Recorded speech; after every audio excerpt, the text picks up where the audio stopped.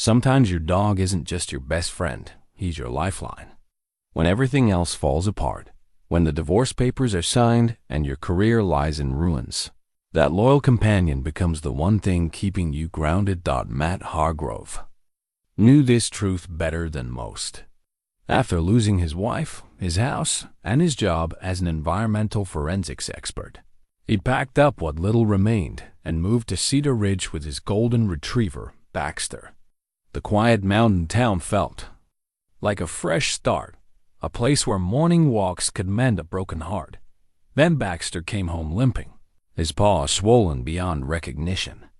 At the veterinary clinic, doctors found something that left them speechless: tiny metallic objects embedded in his flesh, unlike anything they'd ever seen. What kind of contamination creates such strange debris, and why had it never appeared in Cedar Ridge before? Before we jump back in, tell us where you're tuning in from, and if this story touches you, make sure you're subscribed, because tomorrow I've saved something extra special for you.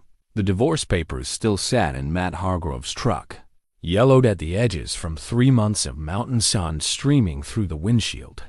He'd meant to file them away properly, but somehow they'd become a fixture on his dashboard, a daily reminder of how completely his life had unraveled. Sarah's signature looked so final in blue ink, her familiar handwriting reduced to legal formality. 22 years of marriage dissolved in triplicate. Matt pulled into the gravel driveway of his rental cabin and sat for a moment, listening to the engine tick as it cooled. Through the windshield, Cedar Ridge stretched before him in all its pristine glory, pine-covered mountains rising like cathedral spires, their peaks still dusted with early autumn snow. The air here tasted different than back in Denver, cleaner, free of the industrial haze that had clung to his old life like smoke to clothing. Baxter's golden head appeared in the rearview mirror, brown eyes alert and patient. The dog had weathered the move better than Matt had. At 7 years old, Baxter possessed the wisdom to know that wherever Matt went, home followed. It was a simple faith Matt envied. "Come on, boy," Matt said, opening the truck door. "Let's see what kind of trouble we can find today." The cabin sat on 2 acres of meadowland bordered by national forest, 20 minutes outside Cedar Ridge proper. Matt had chosen it for the isolation, but also for the trails that wound through the surrounding wilderness. Baxter needed his runs, and Matt needed the peace that came from watching his dog bound through tall grass with the kind of joy that seemed impossible in humans past the age of 10. Inside, the cabin maintained the rustic charm that had caught his eye in the rental listing. Exposed log beams, a stone fireplace large enough to roast a small deer, windows that framed the mountains like living paintings. The furnishings were simple but comfortable worn leather furniture that invited long evenings with a book, a kitchen table built from reclaimed barn wood, shelves lined with the previous owner's collection of nature guides and local history. Matt had added his own touches over the past 3 months. His forensics equipment occupied one corner of the living room, though he hadn't touched it since unpacking. Boxes of case files sat stacked against the far wall, testimonies to 2 decades spent analyzing environmental contamination for corporations and government agencies. His specialty had been soil and water contamination, reading the chemical signatures that told stories of industrial negligence and ecological damage. He'd been good at it, too good sometimes.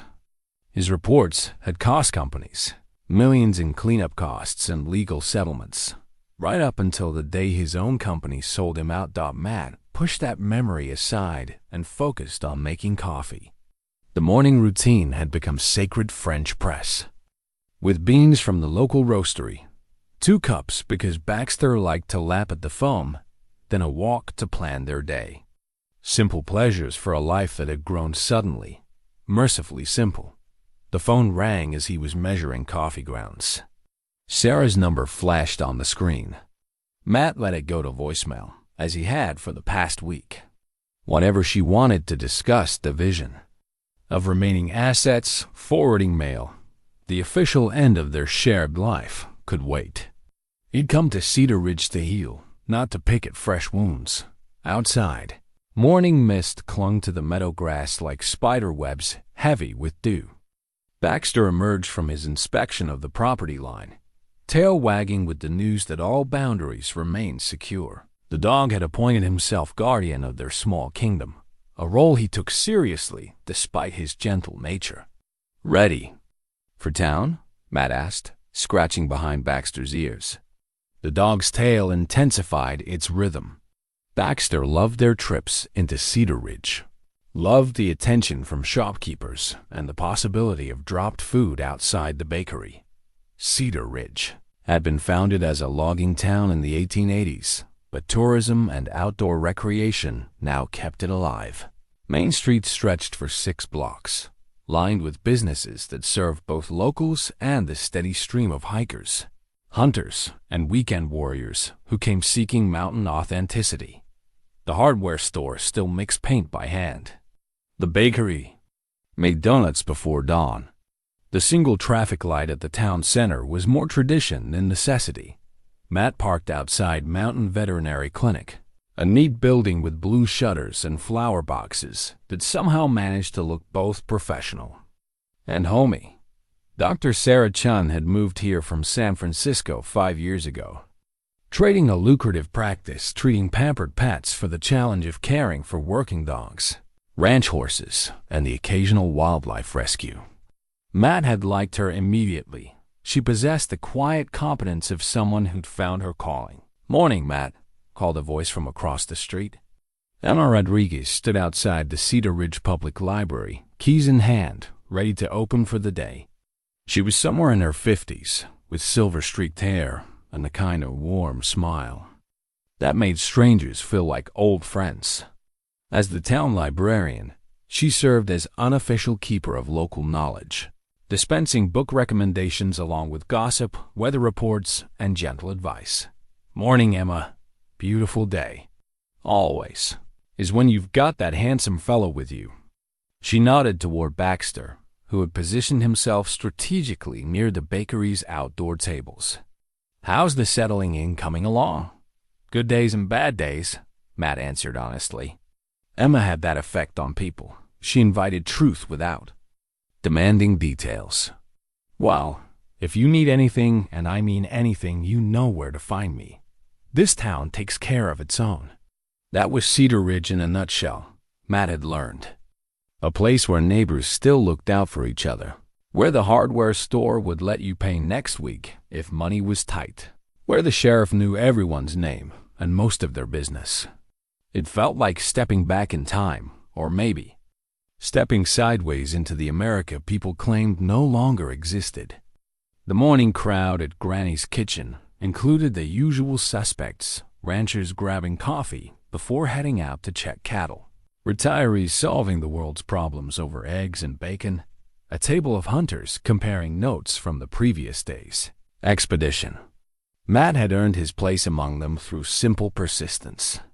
He showed up, he listened more than he talked, and he always left a decent tip. In a town of 800 souls, those qualities mattered. "The usual?"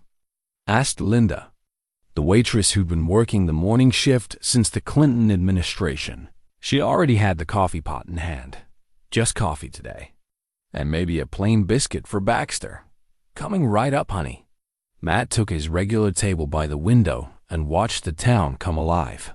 The post office across the street had a line of pickup trucks, ranchers collecting mail, retirees checking for Social Security deposits, business owners sorting through catalogs and bills. The hardware store's parking lot hosted an informal gathering of men in work boots and baseball caps, discussing everything from cattle prices to the weather forecast with the earnestness of tribal elders. Cedar Ridge had been kind to Matt, but he sensed the kindness came with boundaries. Folks were friendly enough, but there were conversations that stopped when he approached, glances that suggested secrets he wasn't yet trusted to share. Every small town had its hidden currents, its unspoken hierarchies, its families whose names appeared on too many buildings and whose opinions carried too much weight.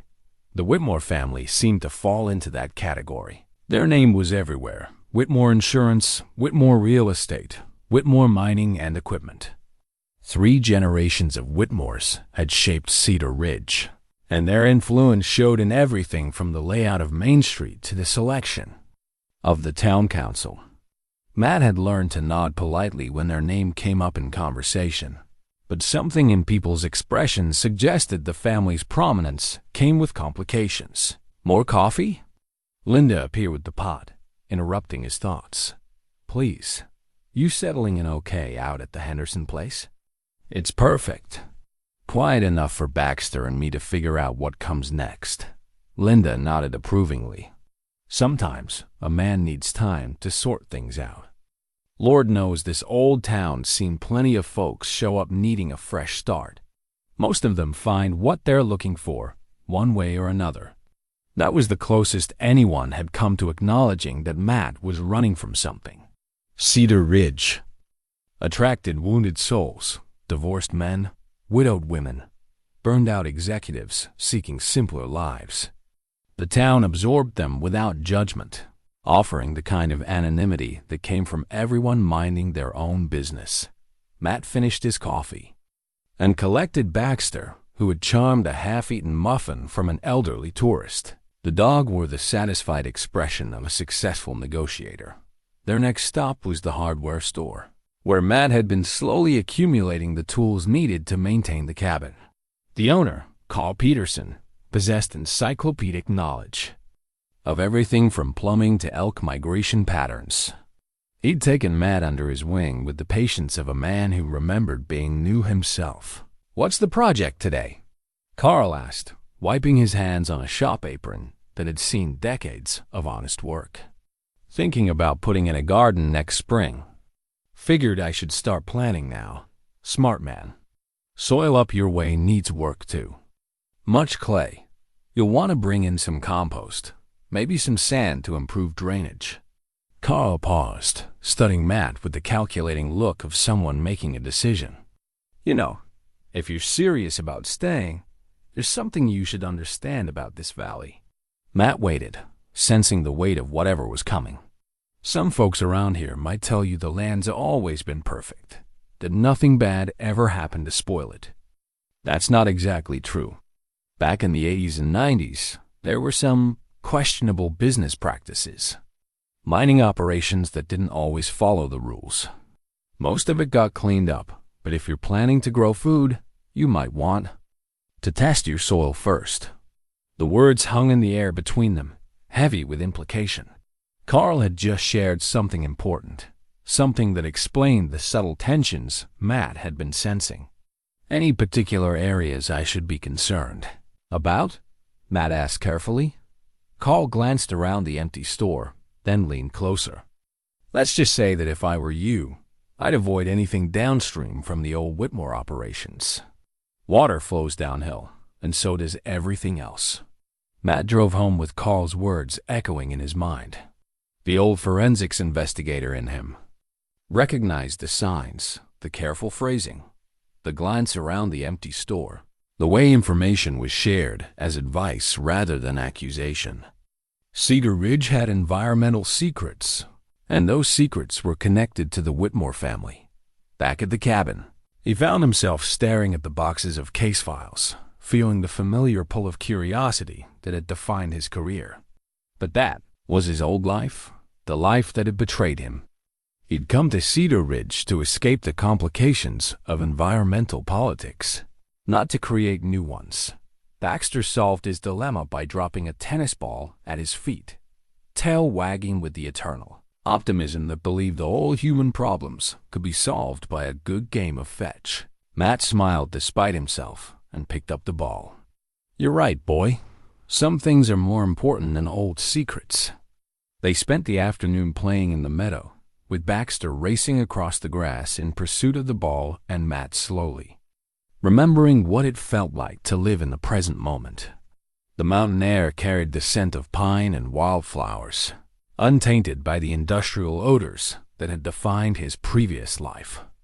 Here, surrounded by natural beauty and canine companionship, Matt could almost believe he'd found the peace he'd been seeking. As evening approached, they walked the forest trails that bordered the property. Baxter ranged ahead, following scents and investigating anything that might require canine attention. Matt let his mind wander, planning improvements to the cabin, considering whether he might eventually find work that used his skills without compromising his ethics. The sun was setting behind the western peaks when they returned to the cabin, both tired and content.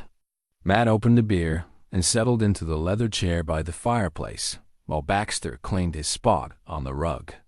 Outside, the mountains faded from gold to purple to star-studded black, and Matt felt something he hadn't experienced in months: genuine contentment. Tomorrow would bring another day in their new life, another opportunity to build something better from the wreckage of what came before. With Baxter as his companion and the mountains as his sanctuary, Matt believed he might finally have found home. He had no way of knowing that tomorrow would change everything. Matt woke to the sound of Baxter whimpering. The digital clock glowed 6:47 a.m., 15 minutes before his usual wake-up time. Through the bedroom window, dawn light filtered through pine branches, casting moving shadows across the hardwood floor. Baxter stood beside the bed, shifting his weight from paw to paw in obvious discomfort. "What's wrong, boy?" Matt sat up, immediately alert. In 7 years together, he'd learned to read Baxter's signals.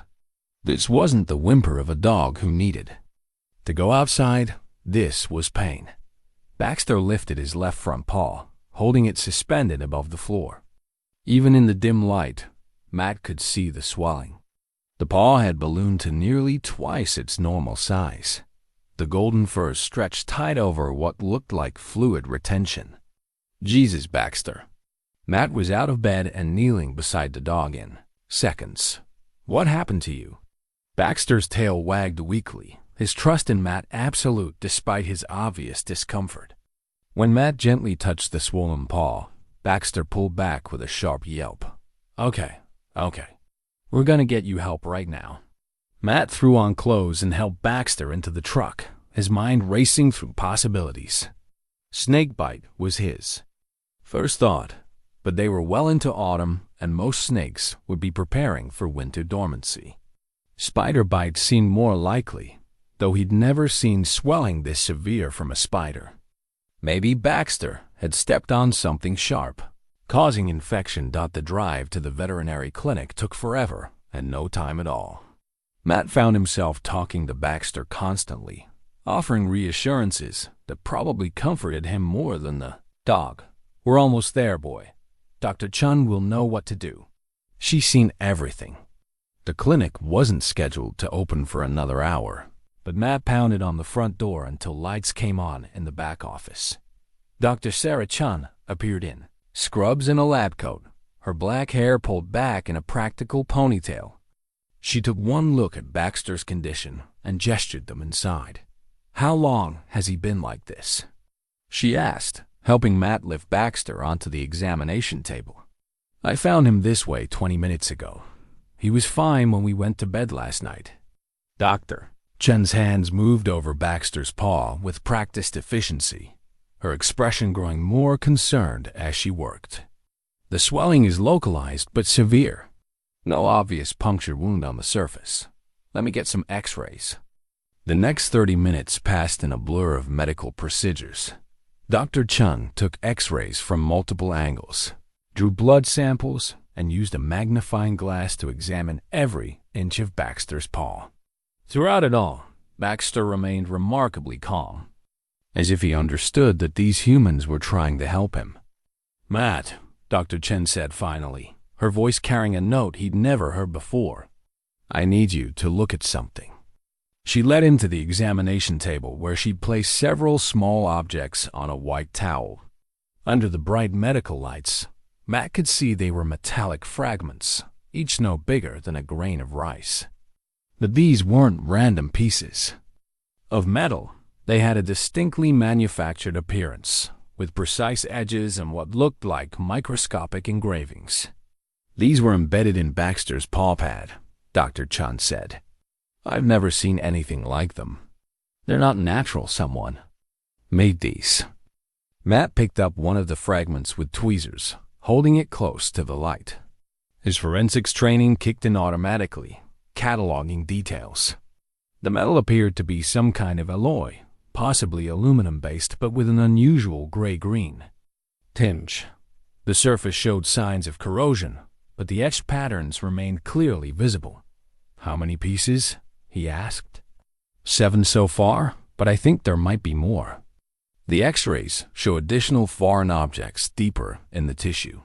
"I'll need to sedate him for surgical removal." Matt nodded, but his mind was already working through the implications. These weren't accident debris. They were too uniform, too precisely manufactured. And the corrosion patterns suggested they'd been in the environment for some time before Baxter stepped on them. "Dr. Chung, has anything like this happened to other animals in the area?" She hesitated, and in that hesitation, Matt read volumes. There have been some unusual cases over the past few years. A few dogs with unexplained paw injuries, a couple of horses with mysterious lameness. Nothing as severe as this, and the owners usually attributed them to normal hazards: broken glass, rusty metal, that sort of thing. But you don't think that's what this is? "No," she said quietly. "I don't." While Dr. Chun prepared Baxter for surgery, Matt called Emma at the library. If anyone would know about unusual incidents in Cedar Ridge, it would be the town librarian. "Emma, it's Matt Hargrove. I'm at the vet clinic with Baxter. He stepped on some kind of manufactured metal fragments. Dr. Chun says there have been other similar cases. Do you know anything about this?" The silence stretched long enough that Matt wondered if the call had dropped. Finally, Emma spoke, her usual warmth replaced by careful neutrality. "I've heard some talk. Nothing official, you understand. Just people mentioning their pets having trouble." "What kind of talk?" "The kind that stops when certain people walk into the room," Emma said, and Matt understood immediately. "What more talk?" "Emma, where would someone find metal debris like this? Industrial waste, maybe? Old mining equipment?" "Matt," her voice carried a warning, "you're new here, and you seem like a good man. Baxter's a sweet dog, and I hope he recovers quickly. But some questions are better left unasked, especially by people who used to work in environmental investigation." The line went dead. Matt stared at his phone, Emma's words echoing in his memory. She knew about his background, which meant other people probably did too. His arrival in Cedar Ridge hadn't been as anonymous as he'd hoped. Dr. Chun emerged from surgery 2 hours later, looking tired but satisfied. "I found 12 fragments total," she reported. "No permanent damage to bones or major blood vessels, but there will be some scarring. He should make a full recovery, though he might favor that paw for a while." "What about the fragments? Can you determine what they are?" "I'm not equipped for that kind of analysis." "You'd need sophisticated equipment, maybe a materials lab at that. A university." She paused, studying Matt's face. "But you probably already know that." Matt collected the fragments in a small evidence bag. Old habits died hard. Baxter was groggy from the anesthesia, but alert enough to wag his tail when he saw Matt. The trust in those brown eyes was absolute, and it strengthened Matt's growing resolve. On the drive home, Matt's phone rang. The caller ID showed a number he didn't recognize, but the voice was familiar: Deputy Tom Whitmore, who'd introduced himself at Granny's kitchen a few weeks earlier. Tom was Mayor Patricia Whitmore's nephew, a fact he'd mentioned with the casual pride of inherited importance. "Mr. Hargrove? Tom Whitmore here. I heard about your dog's accident." "Terrible thing. News travels fast in a small town," Matt said. "Carefully, it does indeed. I wanted to reach out and let you know we take animal welfare seriously here in Cedar Ridge. If there's some kind of hazard on public land, we need to know about it." "I appreciate that, Deputy. Though I'm not sure it was on public land. Well, dogs do roam." Hard to say exactly where Baxter picked up whatever hurt him. You know how it is. Tom's tone remained friendly, but Matt detected something underneath. Subtle pressure? A suggestion that this conversation had limits. I suppose that's true. The important thing is that he's okay. Dr. Chun's a fine veterinarian. She'll take good care of him. And accidents happen, especially around old mining sites. Sometimes it's best to chalk these things up to bad luck and move on. The message was clear, delivered with small-town politeness but unmistakable intent. Drotted. Accept the accident explanation. Don't ask questions that might lead to uncomfortable answers. I appreciate the concern, Deputy. Of course. And Matt, welcome to Cedar Ridge. We're glad to have you as part of our community. After Tom hung up, Matt sat in his truck outside the cabin for a long time, processing the morning's events. The fragments in the evidence bag seemed to pulse with significance. Someone had called Deputy Whitmore about Baxter's injury within hours of it happening. Someone was concerned enough about Matt's questions to deliver a polite warning through. Law enforcement thought the old Matt Hargrove, the one who'd spent 20 years investigating environmental crimes, would have seen this as a challenge. The new Matt, the one seeking peace in the mountains, wanted to heed the warning and focus on Baxter's recovery. But as he helped his injured dog into the cabin, Matt realized the choice might not be his to make. Baxter's pain had transformed abstract speculation into personal stakes. Someone's negligence had hurt his dog, and that someone was powerful enough to mobilize the sheriff's department within hours. The metallic fragments caught the afternoon sunlight as Matt placed them on his kitchen table. Tiny pieces of evidence that could unlock a much larger story if he had the courage to pursue it. Baxter settled on his bed with a soft sigh, his bandaged paw carefully positioned for comfort. He looked up at Matt with complete trust, unaware that his injury had just dragged both of them into the kind of fight Matt had come to Cedar Ridge to avoid.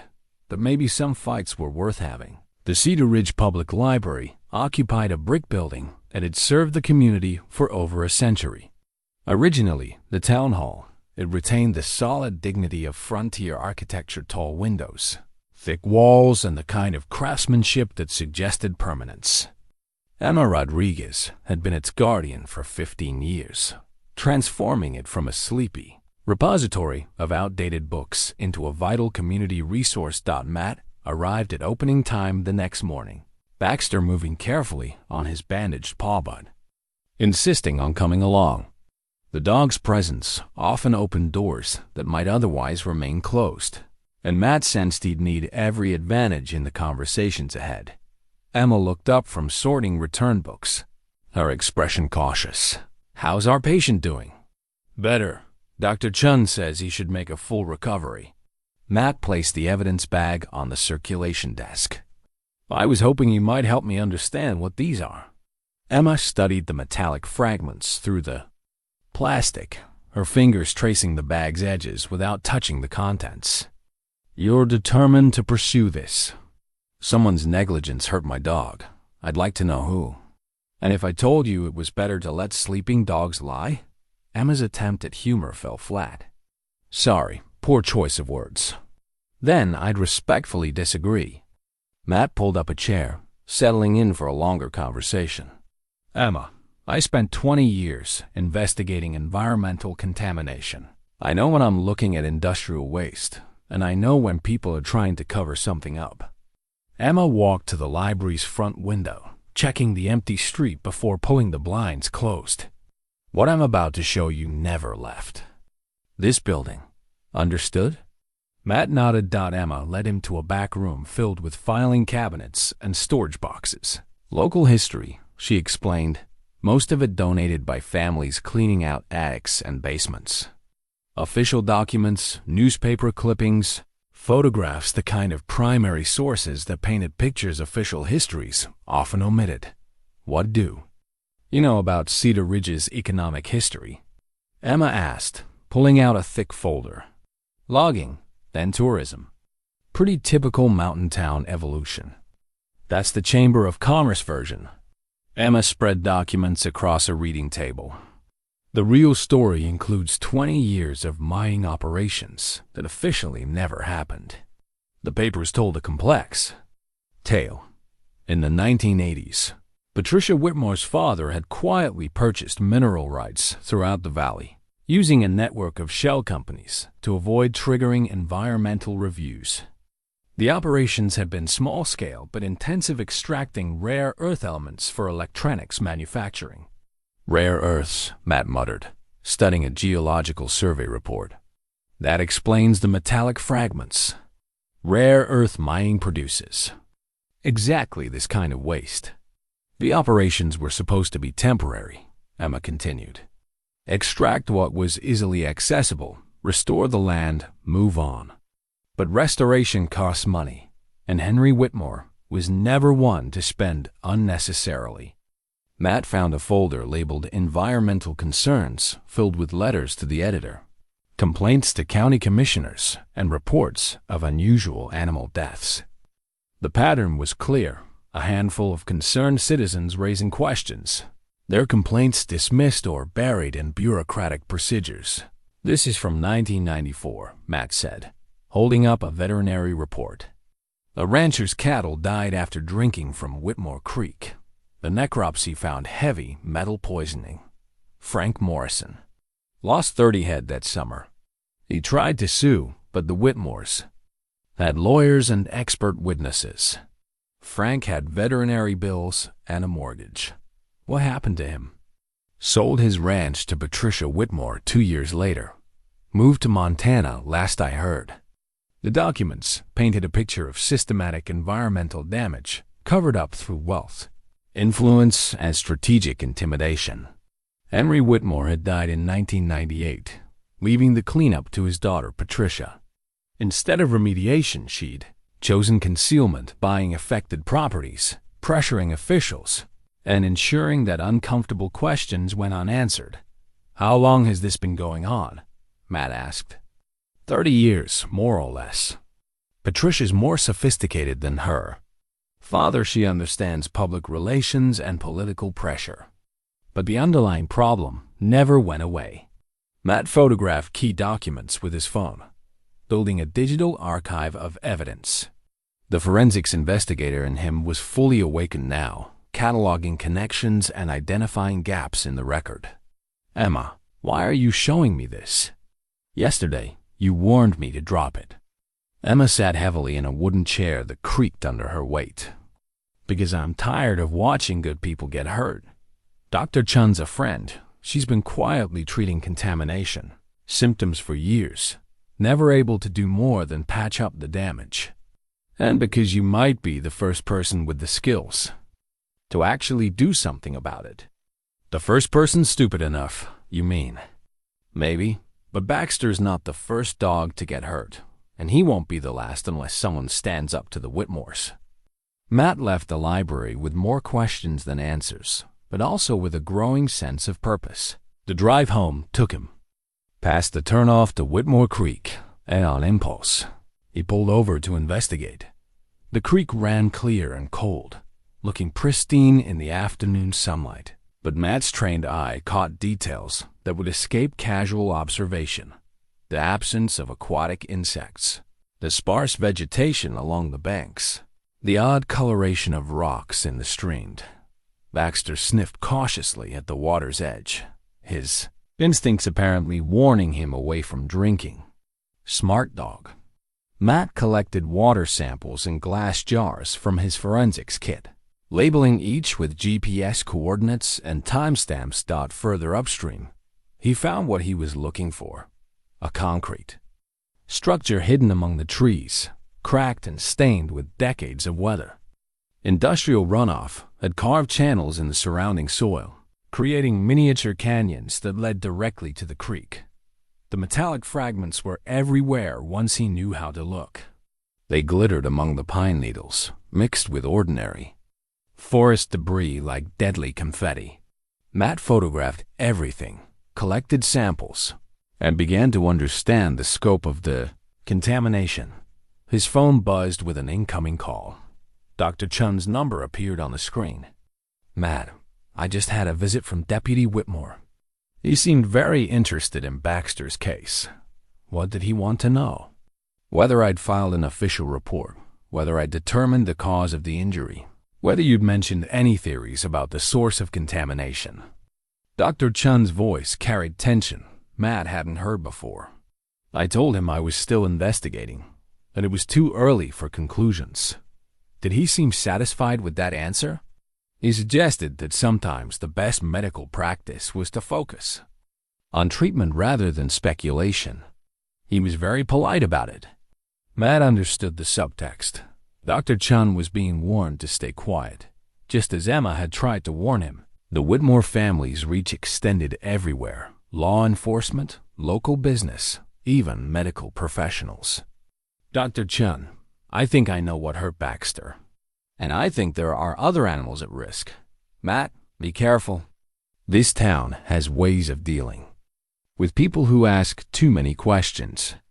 After she hung up, Matt sat in his truck beside Whitmore Creek, listening to the water flow over contaminated rocks. The fragments in his evidence bag represented more than negligent waste disposal. They were symptoms of a systematic cover-up that had been running for decades. The old Matt would have called state environmental authorities, triggered a formal investigation, and let bureaucrats sort out the legal consequences.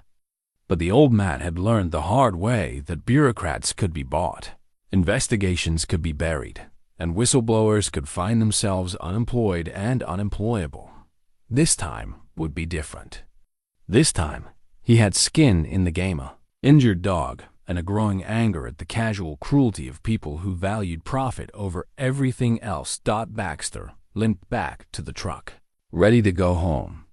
His trust remained absolute, his faith in Matt's ability to keep him safe unshaken by recent events. That trust was both a comfort and a burden.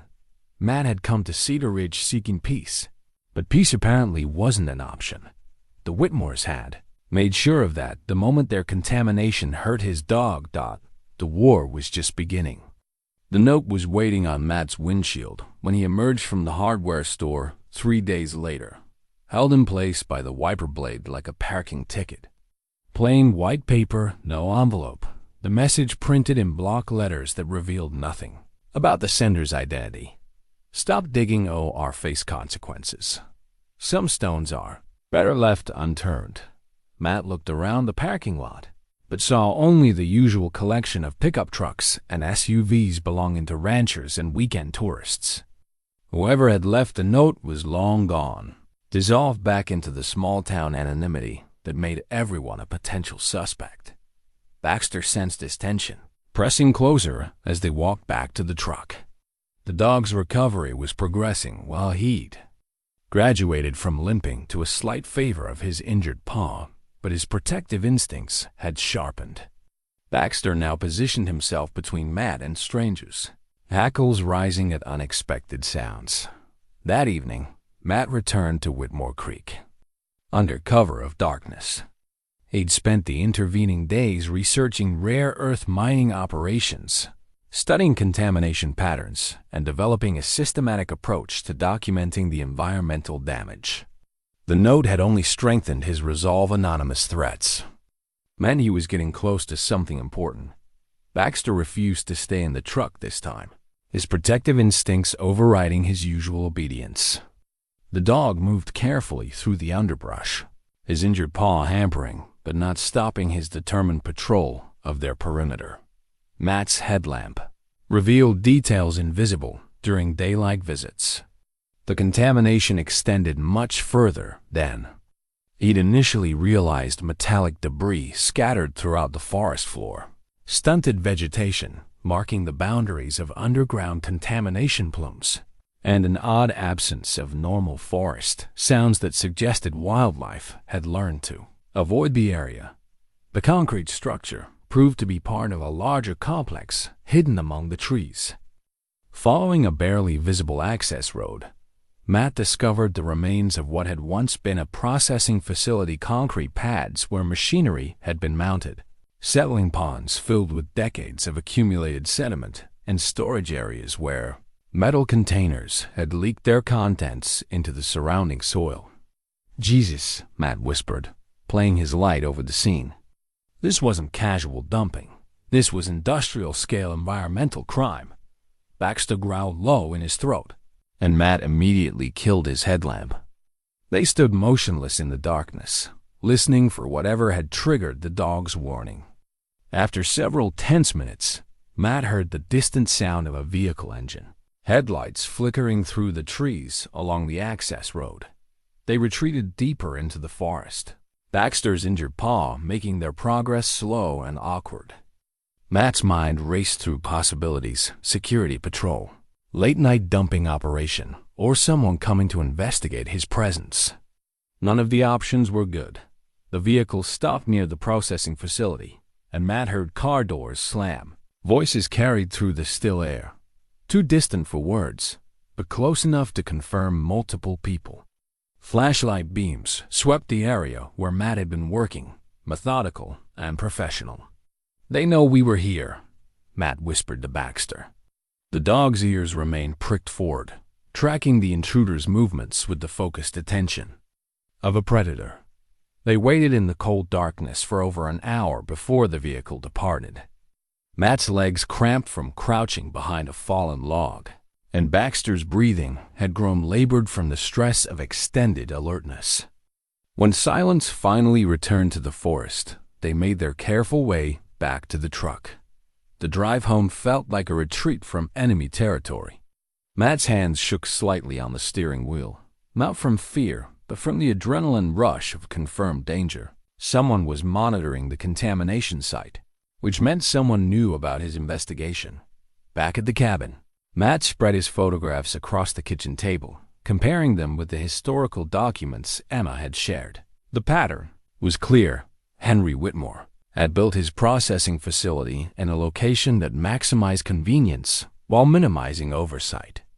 The site sat on private land, accessed through a network of old logging roads that rarely saw traffic. Runoff flowed directly into Whitmore Creek, which eventually fed into the main river system. The environmental damage represented decades of systematic poisoning. Heavy metals, rare earth elements, and industrial solvents had leached into groundwater, accumulated in sediments, and bioaccumulated up the food chain.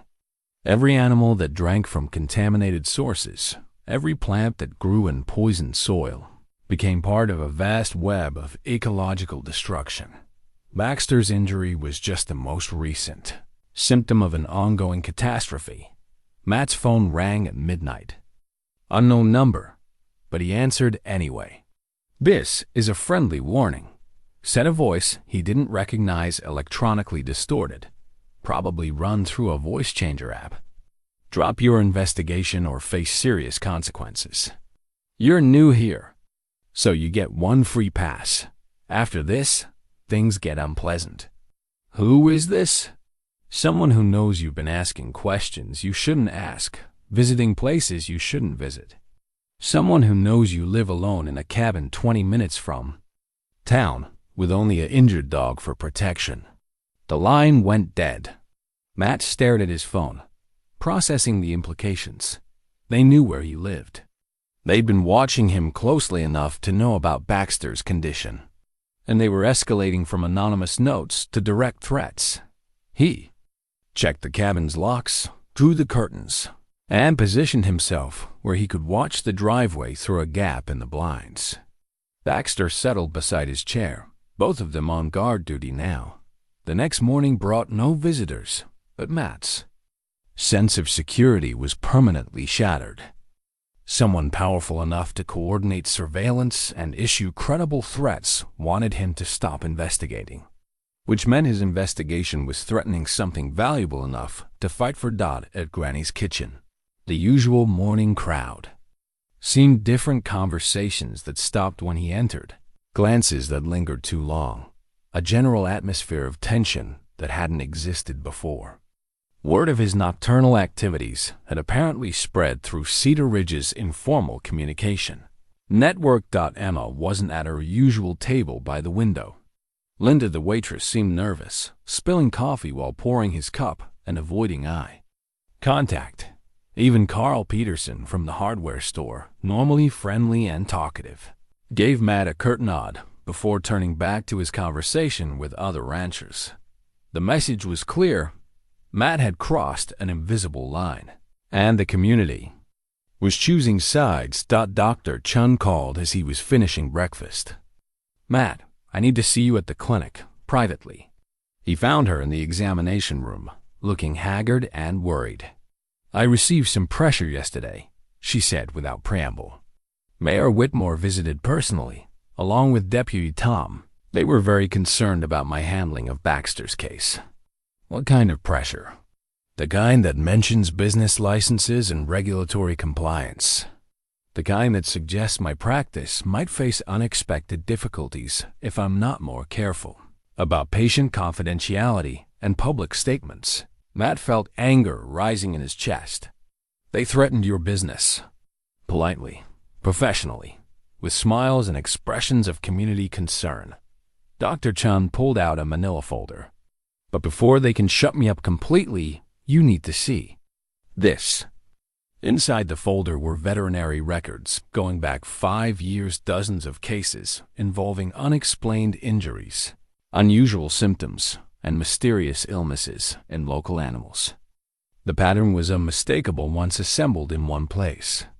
Every one of these animals had contact with contaminated water or soil, Dr. Chun explained. "I've been tracking the cases, documenting symptoms, but I could never prove the connection. Until now." "How many animals?" 43 confirmed cases. Probably twice that many where owners didn't seek treatment or went to veterinarians in other towns. Dr. Chun's voice carried the weight of professional frustration. 43 animals poisoned by industrial contamination, and I couldn't help them because I couldn't identify the source. Matt studied the records, his forensics training automatically organizing the data. Geographic distribution, symptom patterns, timeline correlations, all the pieces needed to build a compelling case for systematic environmental poisoning.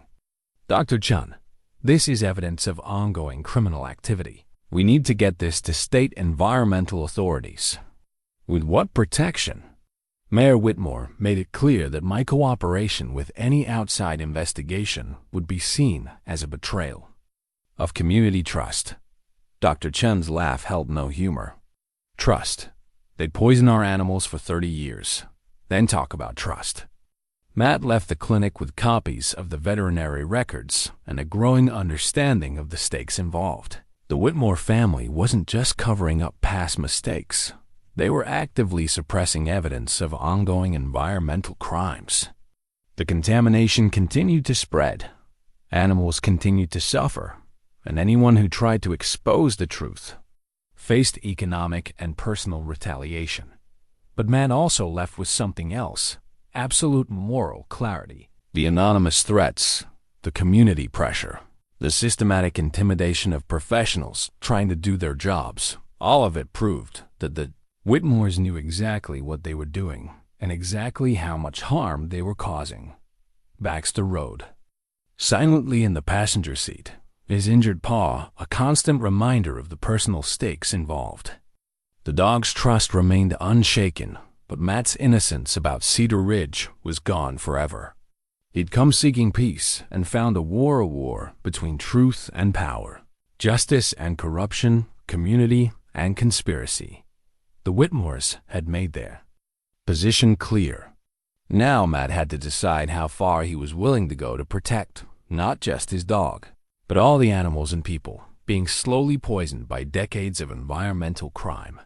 The anonymous caller had been right about one things were about to get unpleasant. Emma's phone call came at dawn, her voice tight with controlled panic. "Matt, they fired me. Effective immediately. 24 years of service, and they escorted me out like a common criminal." Matt sat up in bed, instantly alert. Baxter raised his head from his dog bed, sensing the tension. "What reason did they give?" "Budget constraints. Restructuring. The usual corporate doublespeak." Emma's bitter laugh carried through the phone. Mayor Whitmore was there personally to deliver the news, along with 2 members of the library board. They seemed very pleased with themselves. "I'm sorry, Emma. This is my fault. Don't you dare apologize. I made my choice with open eyes," her voice strengthened. "But before they change the locks, you need to see what I found last night." They met at the library's rear entrance an hour later, Emma using her key one final time. The building felt different in the pre-dawn darkness, expectant, almost conspiratorial. Emma led him directly to her office, where she'd assembled what looked like 20 years of financial records. "I stayed up all night going through the Whitmore family papers," she said, spreading documents across her desk. Municipal contracts, business partnerships, property transfers, the kind of boring paperwork that tells the real story. Matt studied the papers by lamplight, his forensics background helping him decode the financial relationships. What emerged was a picture of systematic corruption extending far beyond environmental crimes. "Look at this." Emma pointed to a property deed dated 1995. The Whitmore Mining Company sold contaminated land to Cedar Ridge County for $1. Guess what the county built on that land? Matt traced the property boundaries on an aerial map. The elementary school. Exactly. 50 acres of poisoned ground, and they built a school where children play every day. Emma's voice shook with suppressed fury. "The soil tests from the construction phase are missing from county files, but I found copies in Henry Whitmore's personal papers. Heavy metal contamination at levels that should have triggered federal cleanup requirements." The implications hit Matt like a physical blow. "How many children?" "The school serves 300 kids, kindergarten through 8th grade. They've been playing on contaminated soil, drinking from wells drilled through contaminated groundwater, breathing dust from contaminated dirt for nearly 30 years. Matt photographed every document, building a digital archive that couldn't be confiscated or destroyed.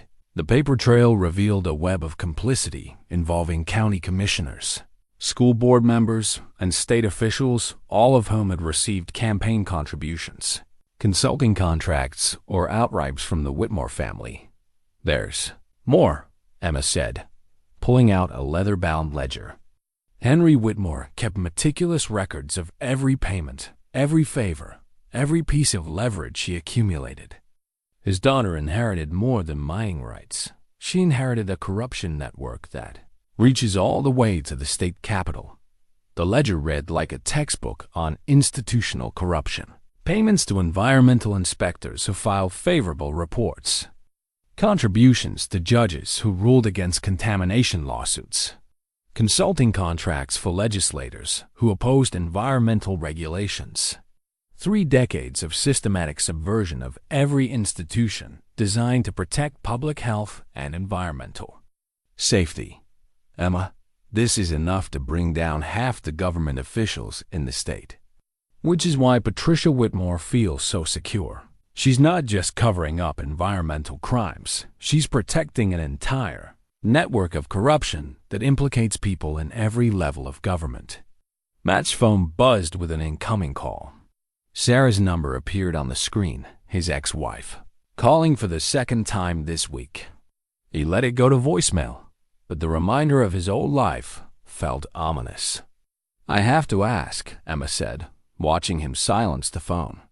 "How far are you willing to take this? Because once we go public with these documents, there's no going back. The Whitmores will use every resource they have to destroy us." Matt thought of Baxter's injured paw, of 43 poisoned animals, of 300 children playing on contaminated ground. The moral equation was clear, but the personal cost was becoming equally obvious. What choice do we have? Emma smiled for the first time since he'd arrived. "I was hoping you'd say that." They spent the morning creating multiple copies of the documentary evidence, storing files in cloud accounts, mailing packages to attorneys in other states, and building the kind of redundant evidence network that would survive attempts at suppression. Emma's librarian training proved invaluable. She understood information preservation. backup systems, and the importance of protecting source materials. By noon, they'd created an archive that would be nearly impossible to destroy completely. But they'd also painted targets on their backs that would be impossible to remove. Matt returned home to find Deputy Tom Whitmore waiting in his driveway, leaning against his patrol car with the casual confidence of someone exercising legitimate authority. Baxter growled from the truck's passenger seat, his protective instincts triggered by the deputy's presence. "Afternoon, Matt. Beautiful day, isn't it? Deputy, what can I do for you?"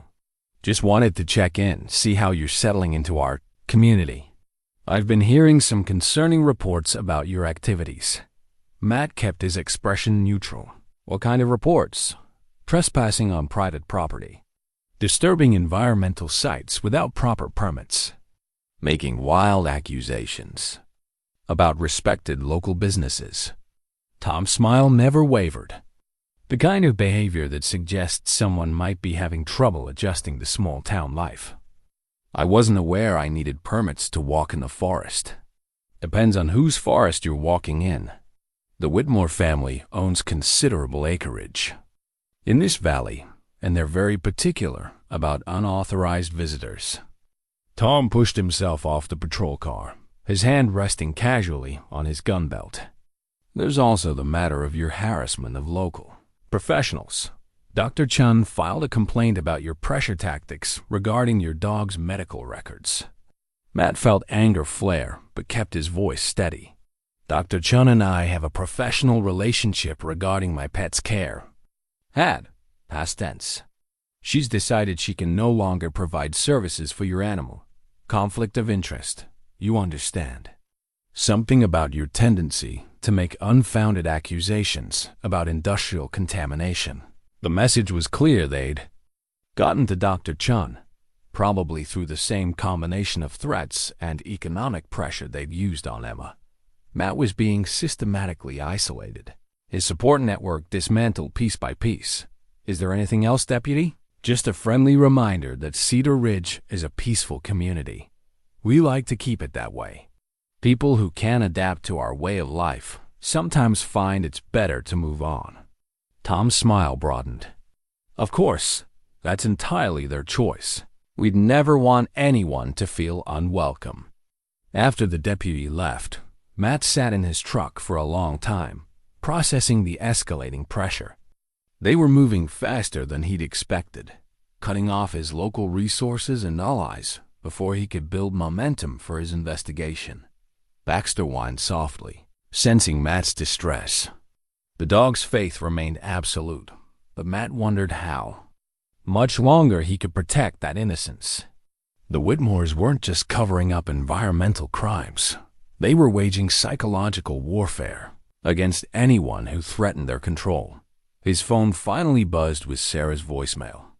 Her voice carried the familiar mixture of exasperation and concern that had characterized the final years of their marriage. "Matt, I don't know what you're involved in out there, but someone called asking questions about you. Professional questions about your work history, your methods, your reliability as a witness. It sounded like they were building a case to discredit you. Please be careful. Whatever you're doing, these people sound dangerous." Matt stared at the phone, understanding the full scope of the threat for the first time. The Whitmores weren't just using local pressure. They were going after his professional reputation, his past, his entire identity. They were preparing to destroy him as thoroughly as they destroyed the environment. But they'd made one crucial mistake. They'd threatened his dog, isolated his allies, and underestimated his determination. The old Matt might have retreated, but this Matt had nothing left to lose and everything to fight for. The war was escalating, and Matt intended to win.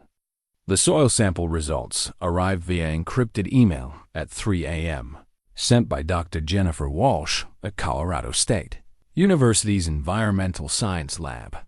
Matt had used his old professional contacts to arrange the analysis, calling in favors from colleagues who remembered his reputation before the scandal that ended his career. The numbers were worse than he'd feared.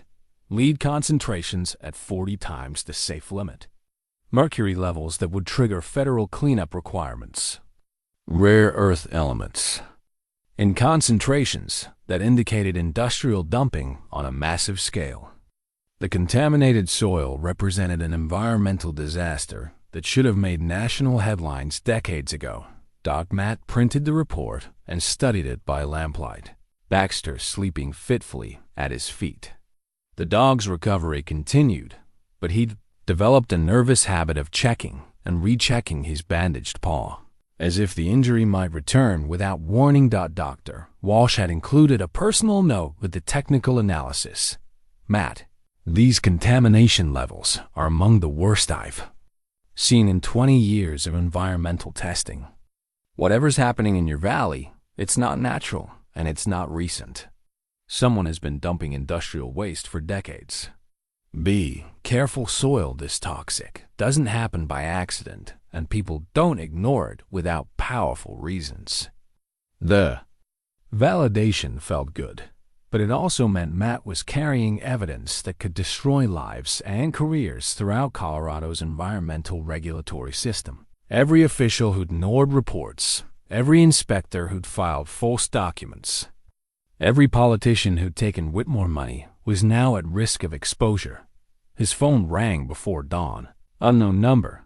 But Matt recognized the pattern. Another anonymous threat, probably escalating the previous warnings. "You've got 48 hours to leave Cedar Ridge," said the electronically distorted voice. "After that, we stop being polite. And if I don't leave, accidents happen. Dogs get lost in the woods. Cabins catch fire. Former forensics investigators with drinking problems sometimes have fatal car crashes on mountain roads." The line went dead. Matt stared at his phone, processing the escalation. They'd researched his background thoroughly enough to know about his brief struggle with alcohol after the divorce. They were preparing to stage his death as an accident, complete with character assassination to discredit any posthumous investigations. Baxter sensed his tension and moved closer, pressing against Matt's leg with the solid comfort of unconditional loyalty.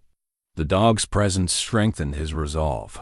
They threatened Baxter directly, and that was unforgivable. Matt spent the morning creating a dead man switch digital files, programmed to release automatically if he didn't check in. Every 24 hours. The documents would go to journalists, environmental activists, federal investigators, and congressional offices simultaneously. If the Whitmores killed him, they'd create exactly the kind of national attention they'd spent decades avoiding. He was testing the automated system when Emma knocked on his door, her face pale with worry. "They evicted me," she said without preamble. "Landlord received a complaint about noise violations. 24 hours to vacate the apartment I've lived in for 8 years. Matt invited her in, noting how Baxter immediately positioned himself protectively between Emma and the door. The dog's instincts were sharp. Everyone in Matt's orbit was now a potential target. "Where will you go?" "I have a sister in Denver, but that's not the point. They're systematically destroying anyone who helps you. Dr. Chun's practice is under investigation by the state veterinary board. Carl Peterson lost his wholesale supplier contracts overnight. They're not just targeting us. They're targeting anyone who might become an ally." Emma pulled out her laptop and showed Matt a series of social media posts from Cedar Ridge residents. The narrative was carefully orchestrated. Matt was a troubled outsider making wild accusations against respected community leaders. His mental state was questionable. His professional history included irregularities. His presence in town coincided with a rash of unfounded conspiracy theories. "They're building a case for your instability," Emma explained. "When something happens to you, everyone will nod and say they saw it coming. The crazy environmental activist who couldn't handle small-town life." Matt read the posts with growing anger. People he'd shared coffee with, made polite conversation with, trusted as neighbors, all of them now participating in a character assassination designed to justify whatever the Whitmores plan to do to him. There's more, Emma said, pulling up a real estate listing. Your cabin rental is being sold. New owners want immediate possession. You've got 30 days to vacate. The noose was tightening systematically.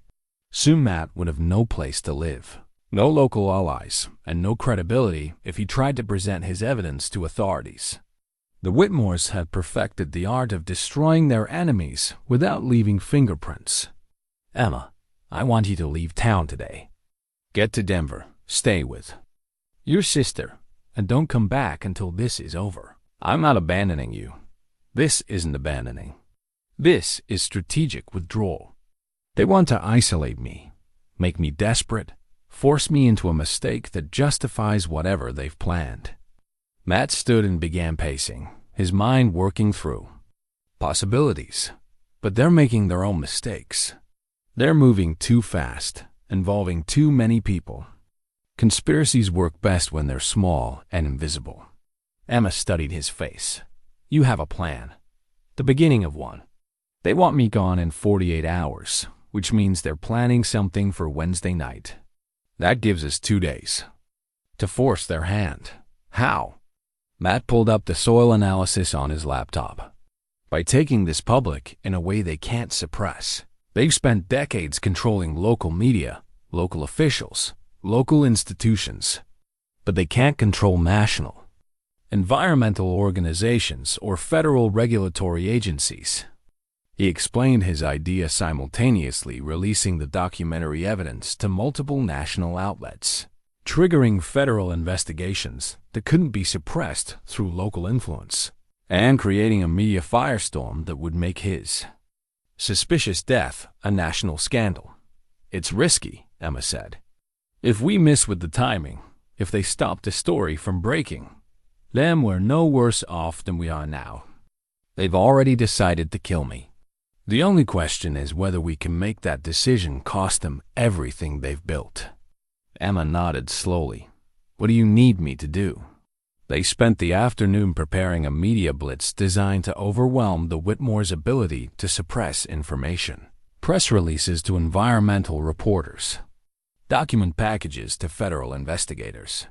Social media posts scheduled for simultaneous release. A coordinated information assault that would make the contamination story impossible to ignore by evening. They'd created a ticking bomb of publicity set to explode in 36 hours, 12 hours before the Whitmores' implied deadline for Matt's departure. There's one more thing, Matt said as Emma prepared to leave for Denver. If something happens to me, make sure the story mentions Baxter. He's the reason I found the contamination, the reason I kept investigating. He deserves credit for exposing 30 years of environmental crime. Emma smiled sadly. He won't be the first dog to change history, but hopefully he'll be the one who survives it. After she left, Matt sat on his porch with Baxter beside him, watching the sun set behind the mountains that had seemed so peaceful 3 months ago. The beauty remained, but now he knew the cost of that beauty: decades of poison hidden beneath pristine surfaces, corruption masked by small-town charm, and the community's silence bought with fear and complicity. Tomorrow would bring the final confrontation. The Whitmores had made their choice to protect their empire through violence. Matt had made his choice to stop them whatever the cost. Only one decision remained: whether justice would survive the battle about to begin. The manila envelope was waiting on Matt's kitchen table when he returned from his morning walk with Baxter, placed precisely in the center like a formal dinner setting. Someone had been inside his cabin while they were gone. The locks hadn't been forced. The alarm system showed no breach. But the envelope's presence was undeniable proof of violation. Matt's name was written on the envelope in elegant handwriting, the kind taught in expensive private schools decades ago. Inside, he found a letter written on expensive stationery and a thick folder of documents that made his blood run cold. Dear Mr. Hargrove, the letter began in the same elegant script. I believe it's time we had an honest conversation about your investigation and its implications for both of our futures. The enclosed documents should clarify certain aspects of our situation that you may not have fully understood. I'll be waiting at my office at 3 p.m. today. Come alone, and please bring your loyal companion. I'd very much like to meet the dog whose injury began this entire unfortunate situation. It was signed Patricia Whitmore, Mayor. The documents in the folder were photocopies of reports Matt recognized with sickening familiarity environmental impact assessments he'd written 15 years ago for Apex Environmental Consulting, his former employer. His signature appeared on every page, his professional seal validating conclusions he believed were based on accurate data. But these weren't the reports he remembered writing. The soil contamination levels had been altered. Heavy metal concentrations that should have triggered federal cleanup requirements were listed as within acceptable ranges. Groundwater data showing massive industrial pollution were recorded as meeting all safety standards. Every critical measurement had been falsified, turning what should have been an environmental emergency declaration into a clean bill of health. Matt sank into his kitchen chair, the implications hitting him like physical blows. These falsified reports had been used to justify the Whitmore family's continued operations, to dismiss contamination complaints, to block federal investigations. His professional reputation had been weaponized against the very communities he'd thought he was protecting. The worst part was that he recognized the pattern. During his final years at Apex, he'd begun noticing discrepancies between his field measurements and the final reports that bore his name. When he'd questioned the changes, his supervisor had explained them as calibration adjustments and administrative corrections. Matt had been too focused on his crumbling marriage and growing drinking problem to pursue the inconsistencies. By the time he'd discovered the systematic falsification of his work, Apex had already terminated his employment and destroyed his professional credibility. They'd made it look like his alcohol problems had compromised his scientific integrity, when in reality, his alcohol problems had been the result of discovering how thoroughly his integrity had been compromised. Now, he understood why the Whitmores felt so confident in their threats. They didn't just have leverage over local officials. They had documentation showing that Matt Hargrove himself had approved the environmental disasters he was now trying to expose. His own signature validated their defense. Baxter pressed against his leg, sensing distress. The dog's faith remained unshaken, but Matt felt the weight of 15 years of unwitting complicity. Every animal that had been poisoned, every child who'd played on contaminated ground, every family that had suffered from environmental health effects, all of it had been enabled by reports that bore his professional approval. At 3 p.m. precisely, Matt walked into the Cedar Ridge Municipal Building with Baxter at his side. The receptionist, a nervous woman in her 60s, directed them to Mayor Whitmore's office without making eye contact. Word of his appointment had apparently spread through the building. Staff members found urgent business elsewhere as he passed. Mayor Patricia Whitmore stood behind an imposing oak desk, her silver hair perfectly styled, and her expression conveying the calm confidence of someone holding all the cards. She was smaller than Matt had expected, barely 5 feet tall, but her presence filled the room with unmistakable authority. "Mr. Hargrove, thank you for coming." Her voice carried the cultured tones of expensive education and inherited privilege. "And this must be Baxter, the dog whose injury began our current difficulties." Baxter stayed close to Matt's side, his protective instincts activated by the formal setting and Patricia's calculating stare. The mayor gestured toward 2 chairs, arranged in front of her desk, clearly having planned the confrontation down to the seating arrangement. "I assume you've reviewed the documents I provided."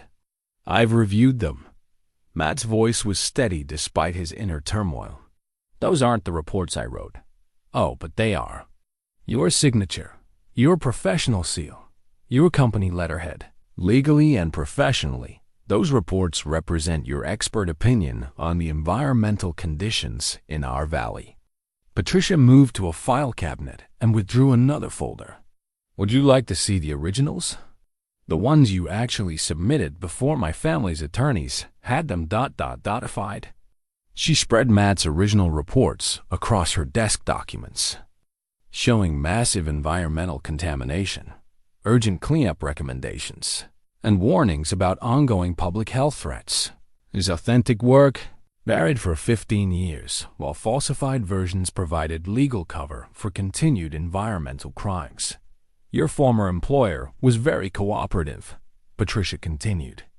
Apex Environmental needed the Whitmore family's business more than they needed one troublesome investigator's scientific integrity. The financial arrangements were quite generous. Matt studied the documents, his forensics training automatically noting details. The alterations had been sophisticated, not simple text changes, but complete data substitution using matching fonts and formatting. Someone had invested considerable time and money in creating perfect forgeries. Why are you showing me this? Because, Mr. Hargrove, you're not my enemy. You're my inadvertent accomplice. Patricia's smile held no warmth. For 15 years, your falsified reports have provided legal protection for my family's operations. You've been working for us all along, you just didn't know it. The psychological warfare was masterful. Patricia wasn't just threatening Matt's life. She was destroying his sense of moral authority. How could he expose environmental crimes when his own professional work had enabled them? Every contaminated animal, every poisoned child, every family suffering from environmental health effects, they all have your signature on the documents that made their suffering legally permissible. Patricia leaned back in her chair, studying Matt's reaction. How does it feel to discover you've been the villain all along? Baxter growled low in his throat, responding to Matt's emotional distress. The dog's loyalty remained absolute despite the revelation swirling around them. What do you want? Matt asked. Your immediate departure from Cedar Ridge. Your permanent silence about local environmental conditions. Your understanding that any attempt to expose past contamination will only highlight your own professional culpability. Patricia stood and moved to her office window, gazing out at the town her family had controlled for 3 generations. You came here seeking peace after your professional destruction. I'm offering you exactly that peace, anonymity, and the chance to rebuild your life somewhere else. And if I refuse, then I release the complete story of your involvement to environmental journalists nationwide. The respected forensics investigator whose falsified reports enabled decades of environmental crime. The alcoholic whose professional negligence destroyed communities and wildlife populations. The trap was perfect. Expose the Whitmores and destroy his own credibility simultaneously. Stay silent and become complicit in ongoing environmental crimes. Fight back and confirm every accusation about his professional negligence. You have 24 hours to decide, Patricia said, returning to her desk. Leave quietly or be destroyed. Publicly, those are your only options. Matt stood to leave, but Patricia's voice stopped him at the door. Oh, and Mr. Hargrove? Your dog's injury wasn't an accident. We needed to ensure you'd investigate the contamination, discover our connection to it, and ultimately learn about your own complicity. Baxter was bait, and you took it perfectly. The words hit Matt like a physical blow. They deliberately injured his dog to manipulate him into a trap that had been 15 years in the making. Baxter's pain, his fear, his trust in Matt's ability to protect him, all of it had been weaponized by people who saw living beings as disposable tools. Matt looked down at Baxter, whose brown eyes reflected absolute faith in their partnership. The dog had no idea he'd been sacrificed to serve someone else's agenda. His loyalty remained pure, despite the calculated cruelty that had brought them to this moment. Patricia Whitmore had made a crucial error. She'd assumed that revealing Matt's unwitting complicity would break his resolve, make him surrender to avoid exposure. Instead, She'd given him perfect moral clarity. The old Matt might have been paralyzed by guilt and self-doubt. But this Matt had an injured dog to avenge and 30 years of environmental crime to expose. His professional reputation was already destroyed, which meant he had nothing left to lose and everything to fight for. The final battle was about to begin. Matt spent that evening in his cabin, surrounded by 15 years of evidence and 24 hours of impossible choices. Baxter lay at his feet, occasionally lifting his head to check on his human's emotional state. The dog's presence was both comfort and reminder. Everything Matt did now would be measured against the deliberate cruelty of using an innocent animal as bait. The plan that emerged from his midnight deliberations was audacious in its simplicity. If Patricia Whitmore wanted to destroy his credibility by revealing his unwitting complicity, he beat her to it. He'd release everything: the original contamination reports, the falsified versions, his own professional negligence, the full scope of the Whitmore family's environmental crimes simultaneously, without warning, in a coordinated media blitz. That would make suppression impossible. The truth would destroy his reputation, but it would also expose 30 years of systematic environmental crime and government corruption. His professional death would be the price of justice for every poisoned animal, every contaminated child, every family whose health had been sacrificed to protect Whitmore Profits. At 3 a.m., Matt activated the media plan he and Emma had developed. Press releases to environmental journalists across the country, document packages to federal investigators, social media posts scheduled for hourly release throughout the day. A comprehensive digital assault designed to overwhelm the Whitmores' ability to contain the story. But he'd added one crucial element. Emma didn't know about his full confession. The confession detailed his unknowing role in the environmental cover-up, his professional negligence in failing to verify his own reports, and his moral responsibility for 15 years of continued contamination. He held nothing back, accepting full accountability for his part in the disaster, while demanding that others face similar responsibility for their roles. By dawn, the story was breaking on environmental blogs and activist websites. By 9 a.m., it had reached mainstream environmental journalists. By noon, federal investigators were fielding calls from congressional offices, demanding immediate action. Matt watched the media coverage from his cabin, feeling the strange peace that came with absolute commitment. His phone rang constantly. Reporters seeking interviews, investigators requesting documents, attorneys offering representation, but he let everything go to voicemail. The story was out now, beyond his control or anyone else's. Baxter seemed to sense the change in their circumstances. The dog moved with renewed confidence, his protective instincts sharpened by the understanding that they were no longer hiding. Whatever came next, they would face it together and openly. The first sign of the Whitmores' response came at 2 p.m. A caravan of official vehicles descending on Cedar Ridge like an occupying army. Matt watched from his window as sheriff's deputies, county investigators, and what appeared to be federal agents established a command post in the municipal building parking lot. His phone finally rang with a call he decided to answer.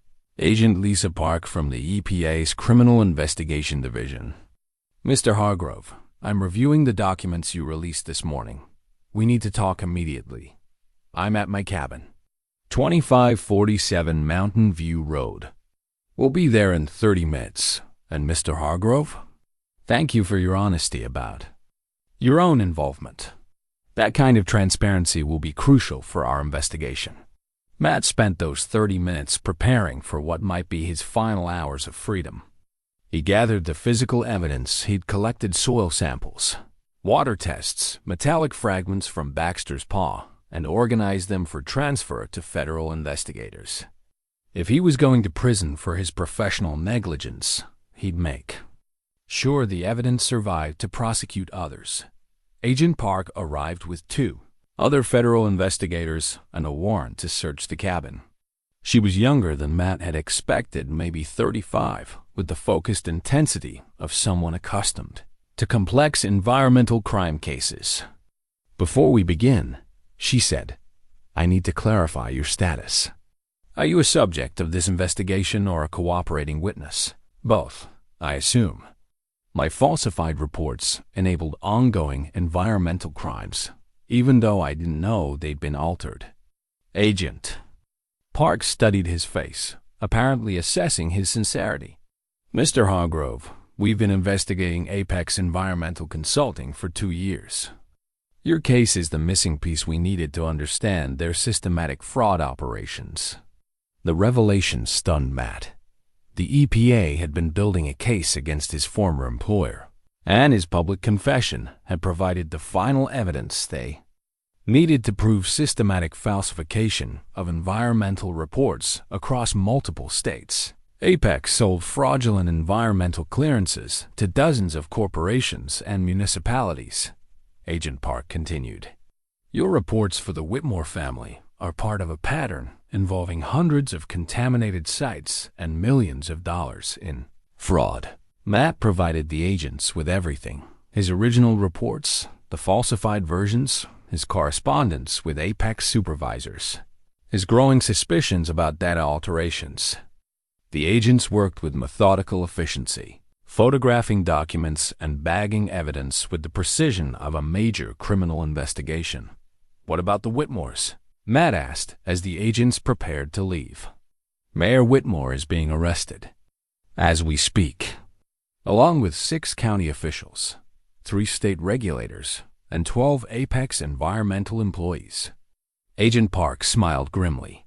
Your confession triggered a coordinated takedown we've been planning for months. After the federal agents left, Matt sat on his porch with Baxter, watching the sun set behind mountains that would soon undergo massive environmental cleanup. The dog's injury had started a chain of events that would reshape Colorado's environmental enforcement and destroy one of the state's most sophisticated corruption networks. His phone rang one final time that day. Emma's number appeared on the screen. Matt, are you watching the news? He turned on the television to find CNN running a breaking news story about environmental fraud in Colorado. His face appeared on screen alongside Patricia Whitmore's mugshot, identified as the whistleblower whose confession exposed decades of environmental crime. You did it, Emma said, her voice bright with amazement. The story's gone national. They can't suppress this now. Matt watched footage of federal agents carrying boxes of evidence from the municipal building while Patricia Whitmore was led away in handcuffs. The woman who'd threatened his life 12 hours earlier now faced federal charges, carrying decades in prison. How do you feel? Emma asked. Matt looked down at Baxter, whose tail was wagging as he watched a pair of deer grazing in the meadow beyond the cabin. The dog's innocence had been restored. The deliberate cruelty of his injury now served justice rather than manipulation. Like I can finally breathe again. The next morning brought a parade of media attention. Reporters camped outside Matt's cabin. Federal investigators continued their evidence gathering, and environmental activists hailed him as a hero for exposing the fraud that had enabled decades of contamination. But the moment that mattered most came when Dr. Chung called to say that Baxter's bandages could finally be removed. The healing is complete, she reported. He'll have some scarring, but no permanent damage. He's a tough old boy. Matt looked at his dog, whose brown eyes reflected the same absolute trust they'd shown from the beginning. Baxter had no interest in media attention or federal investigations. He cared only about their daily walks, his tennis ball, and the unbreakable bond that had survived everything the Whitmores could throw at them. The final piece of preparation came that afternoon, when Agent Park returned with a document that would reshape Matt's future. The Justice Department is offering you immunity from prosecution in exchange for your continued cooperation, she explained. Your confession convinced them that you were a victim of fraud rather than a willing participant. Matt signed the immunity agreement, officially transforming himself from suspect to star witness in what Prosecutors were calling the largest environmental fraud case in Colorado history. That evening, as he prepared for what he expected would be months of testimony and legal proceedings, Matt received one last surprise, a knock on his door from Carl Peterson, the hardware store owner who'd warned him about contaminated soil months earlier. "I wanted to apologize," Carl said, his weathered face showing the strain of carrying secrets for too long. "I should have spoken up years ago, but the Whitmores controlled so much of this town's economy. Speaking out meant losing everything." "You warned me when it mattered," Matt replied. "That took courage." Carl smiled sadly. "Not as much courage as you showed. Taking on the whole system, knowing it would cost you everything." He paused, looking at Baxter, who was investigating the visitor, with friendly curiosity. "That dog of yours changed a lot of lives. He deserves a hero's welcome." As if he understood the conversation, Baxter wagged his tail and pressed against Matt's leg. The gesture carried all the meaning necessary. They'd survived the battle together, and whatever came next, their partnership would endure. The war for environmental justice in Cedar Ridge was over. The cleanup would take years. The legal proceedings would take longer. But the corruption that had poisoned the valley for 3 decades was finally exposed to the light. Matt Hargrove had come to the mountains, seeking peace, and found purpose instead. His dog's injury had become the key that unlocked 30 years of environmental crime and government corruption. Tomorrow would bring new challenges. But tonight, Matt sat on his porch with Baxter beside him, watching stars appear over mountains that were finally free from the shadow of the Whitmore family's crimes. Justice, it turned out, was worth fighting for after all. The FBI raid began at dawn on Wednesday morning, 3 weeks after Matt's public confession had triggered federal investigations across Colorado. Matt watched from his cabin porch as a convoy of federal vehicles wound through Cedar Ridge's quiet streets, their flashing lights reflecting off storefront windows like aurora borealis. Agent Lisa Park had called an hour earlier to inform him that the coordinated arrests were beginning. "Stay close to your phone," she'd said. "We'll need you to identify documents and provide context as we execute the warrants." Baxter sat beside Matt's chair, his ears pricked forward as the distant sounds of law enforcement activity echoed through the valley. The dog's injury was completely healed now, though he still favored that paw slightly when the weather changed. Dr. Chun had assured Matt the limp was psychological rather than physical, a reminder of trauma that would fade with time. Matt's phone rang constantly as the morning progressed. Reporters seeking comment, federal prosecutors confirming testimony schedules, environmental activists requesting interviews. He'd become the reluctant face of environmental justice, the whistleblower whose confession had exposed the largest fraud network in Colorado's history. The most satisfying call came from Dr. Jennifer Walsh at Colorado State University. "Matt, the EPA wants to hire you as a consulting expert on environmental fraud cases. Your experience with falsified reports makes you uniquely qualified to spot document manipulation." The irony wasn't lost on him. His professional destruction had become his professional qualification. The skills that had made him vulnerable to fraud would now help prosecutors identify similar cases across the country. At 9 a.m., Agent Park arrived at the cabin with news of the morning's arrests. Patricia Whitmore was in federal custody, along with her nephew, Deputy Tom, and 8 other local officials. The scope of the corruption network had exceeded even the FBI's expectations. "We found the original documents," Agent Park reported, settling into Matt's kitchen chair while Baxter investigated her shoes with friendly curiosity. Patricia Whitmore kept everything in a safe deposit box. "Insurance against her co-conspirators, we think. 30 years of bribes, threats, and cover-ups, all meticulously documented." She spread crime scene photographs across Matt's table, showing the contents of the Whitmore family vault. Bank records, altered environmental reports, photographs of contaminated sites, and correspondence with officials throughout the state government. The evidence painted a picture of systematic corruption that reached from local sheriff's departments to the governor's office. "Your confession broke the dam," Agent Park continued. "Half these officials are cooperating now, trying to reduce their sentences by providing information about the conspiracy."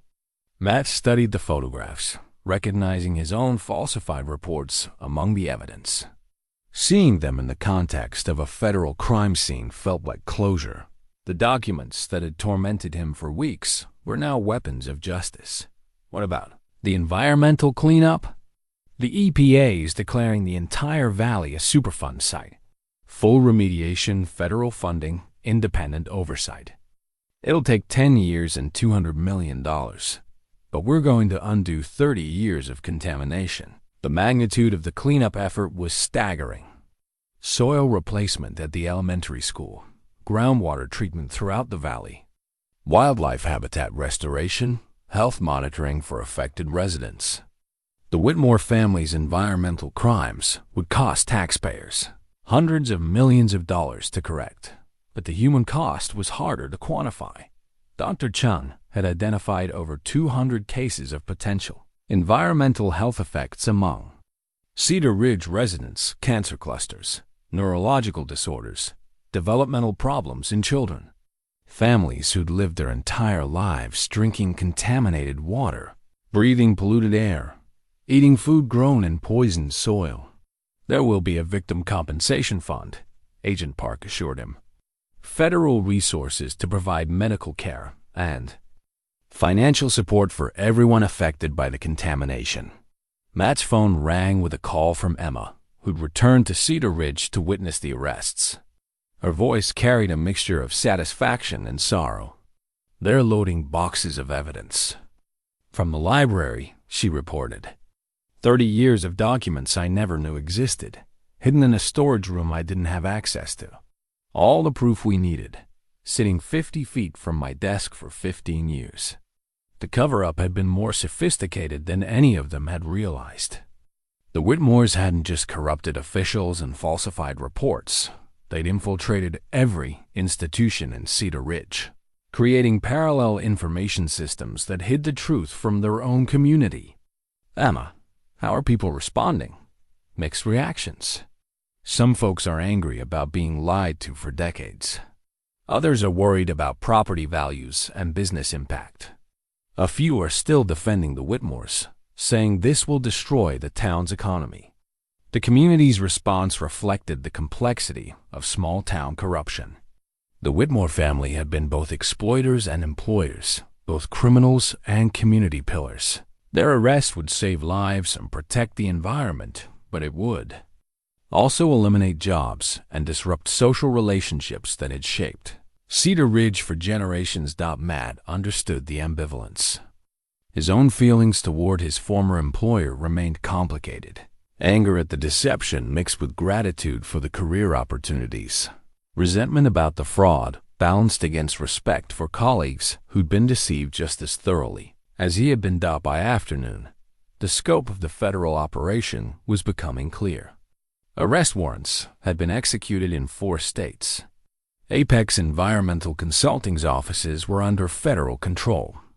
The investigation was expanding to include dozens of contaminated sites where falsified reports had enabled ongoing environmental crimes.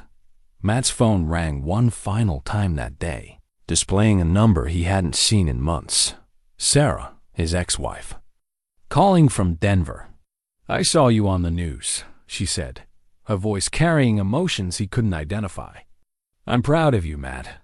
This is the man I married, the one who couldn't stand to see injustice go unchallenged."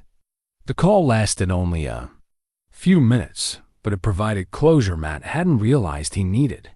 His marriage was still over, his old life still destroyed, but Sarah's acknowledgement that he'd reclaimed his integrity meant more than any media coverage or federal recognition. As evening approached, Matt sat on his porch with Baxter, watching the lights of Cedar Ridge twinkle in the valley below. The town would survive the Whitmore's fall, would rebuild its economy on legitimate business rather than environmental crime. And Matt Hargrove would be there to help. Transform from broken refugee to environmental justice, advocate by a dog's injured paw, and the choice to fight rather than flee. The federal courthouse in Denver buzzed with activity on the morning Patricia Whitmore was scheduled to enter her plea. Matt arrived early, wearing the only suit he brought to Colorado, with Baxter on a leash beside him. The dog had become something of a celebrity, the injured animal whose contamination had exposed 30 years of environmental crime. Agent Park met them at the courthouse security checkpoint, her expression mixing professional satisfaction with personal vindication. "Are you ready for this?" Matt nodded, though his stomach churned with nervous energy. Today would see the formal conclusion of the criminal case that had consumed his life for 6 months. Patricia Whitmore and 12 co-conspirators would plead guilty to federal charges, carrying sentences that would ensure they spent their remaining years in prison. The courtroom was packed with reporters, environmental activists, Cedar Ridge residents, and federal investigators. Matt recognized faces from his months in the mountain town. Dr. Chun sitting in the front row, Emma taking notes for the historical record she was compiling, Carl Peterson representing the business owners who'd suffered under Whitmore corruption. Judge Margaret Stevens called the court to order, her stern demeanor reflecting the gravity of the charges being addressed. Patricia Whitmore entered the courtroom in an orange jumpsuit, her silver hair still perfectly styled, but her face showing the strain of 6 months in federal custody. "Ms. Whitmore," Judge Stevens began, "you are charged with conspiracy to commit environmental fraud, racketeering, bribery of public officials, and violation of federal environmental protection statutes. How do you plead?" Patricia's voice was barely audible. "Guilty, Your Honor." The plea agreement had been negotiated over months of testimony and document review. In exchange for her cooperation in exposing the full scope of the corruption network, Patricia would serve 25 years in federal prison, effectively a life sentence for a woman approaching 70. Her co-conspirators followed in succession, each entering guilty pleas that would result in sentences ranging from 5 to 15 years. Deputy Tom Whitmore wept as he acknowledged his role in intimidating witnesses and suppressing evidence. County commissioners who'd accepted bribes spoke in barely audible whispers. State regulators who'd falsified inspection reports stared at the floor in shame. The most emotional moment came when Judge Stevens addressed the environmental impact of the crimes. The defendants' actions resulted in the contamination of over 50 square miles of pristine mountain wilderness. Their conspiracy poisoned groundwater that served 3 communities, contaminated soil where children played and families grew food, and caused the deaths of hundreds of animals over 3 decades. She turned to Patricia Whitmore directly. "Ms. Whitmore, your family's crimes represent one of the most extensive environmental fraud cases in federal history. The cleanup will cost taxpayers over $300 million and require decades to complete. Do you have anything to say before I impose sentence?" Patricia stood slowly, her lawyer beside her. For the first time since Matt had met her, she appeared genuinely diminished, a small, elderly woman facing the consequences of a lifetime of environmental crime. "Your Honor, I accept responsibility for my actions and those of my family. We told ourselves we were protecting jobs and supporting our community, but we were really protecting our own interests at the expense of public health and environmental safety." Her voice strengthened slightly. "I particularly want to apologize to Mr. Hargrove and his dog, Baxter. Using an animal's injury to manipulate the investigation was inexcusable." Judge Stevens nodded curtly and imposed the agreed-upon sentences. 25 years for Patricia Whitmore, 15 years for the most culpable co-conspirators. Lesser sentences for officials who'd cooperated fully with the investigation. As the defendants were led away in shackles, Matt felt a complex mixture of satisfaction and sadness. Justice had been served, but the human cost was staggering. Families destroyed, careers ended, a community's trust shattered. Even criminals deserved some measure of compassion. Outside the courthouse, Matt was surrounded by reporters seeking his reaction to the sentencing. He'd prepared a brief statement focusing on environmental restoration and community healing rather than personal vindication. Today's sentences send a clear message that environmental crimes will be prosecuted to the full extent of federal law, he said, reading from notes he'd prepared. But our real work begins now, cleaning up 30 years of contamination and rebuilding Cedar Ridge as a community based on transparency and environmental stewardship. Dr. Chun approached as the media scrum dispersed. Matt, I wanted to thank you personally.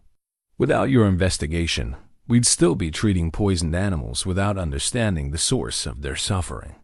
Emma joined them, her librarians, notebook filled with observations about the historic day.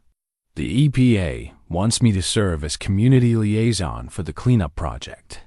15 years after they fired me for helping you, they're hiring me back to help fix the problems we exposed.